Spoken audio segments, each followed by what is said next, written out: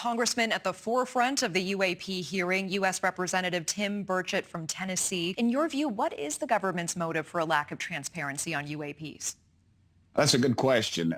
There's a compartmentalization of this. You have an incredible, in these videos you're watching, there's no heat signature. There's an energy source in there that doesn't put off a heat signature. Could you imagine what that would do? We could heat our homes in the winter. Poor folks could stay cool in the summer. We might be able to power our automobiles and other things with this energy source.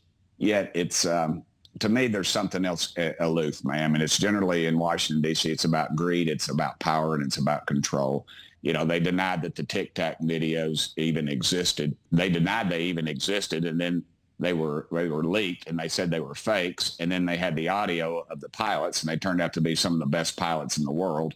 And they were forced to have to come forward with that, saying then. So I don't trust them as far as I can throw them. I've said before, I think the Pentagon is mostly a bunch of war pimps. All they're doing is selling war, and we just roll out the cash for them. Well, since 1947, the Pentagon has denied that UFOs even exist. And now all of a sudden they're saying they exist. And it's ironic that it's right after Chuck Schumer has said that he's going to put something in the NDAA, the National Defense Authorization Act. So if they don't exist, they sure are spending a hell of a lot of time and money and effort to stop us from seeing their files. I suspect there's greed, there's money, there's reverse engineering, there's all kinds of things that are involved in this.